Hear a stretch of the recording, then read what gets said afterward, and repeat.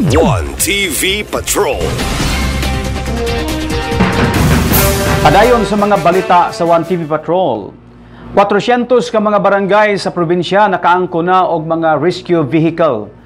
90 ka unit na lang ang kulang makumpleto na ang 490 ka barangay sa Misamis Occidental sa rescue vehicle. Matud pa ni Governor Henry Waminal nga ang gi-turnover nga 100 units rescue vehicle sa Kapitolyo dili pa lang dugay mauna kadto ang ika-400 o ika-400 units nga na-deliver sa supplier. Bigahin ang iyang administration og 400 million pesos kapit kun kulang alang sa procurement sa brand new rescue vehicle gumikan kay gisiguro nini ang kalidad sa produkto pinaagi sa Toyota Auto Company. Gipasigarbo sa gobernador nga pinaagi sa maayong pagbahin-bahin sa pundo sa Kapitolyo bisan tuod og dili ingon ana kadako ang internal revenue allotment sa probinsya matag tuig.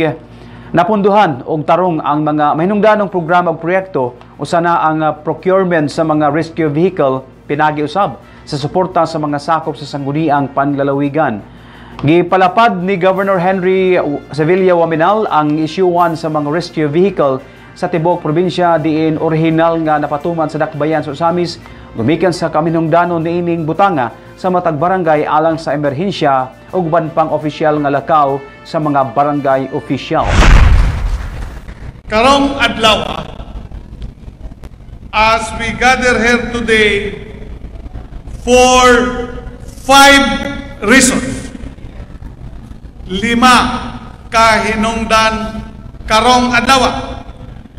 Una, ang turnover sa rescue vehicles ngadto sa mga usanggatos ka mga barangays.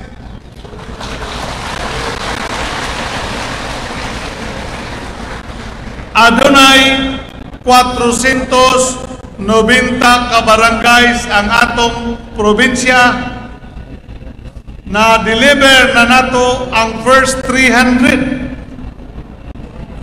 og ang ika-400 karong adlaw, meaning in the 11 months of the Asenso administration.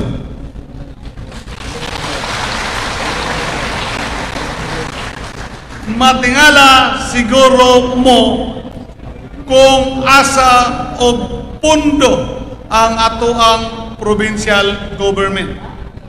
Matod pa ni Director Apollo nga kung maghatag ta og mga serbisyo, for that matter the rescue vehicles, wa gyud nato alang-alanga ang kalidad. Toyota gyud.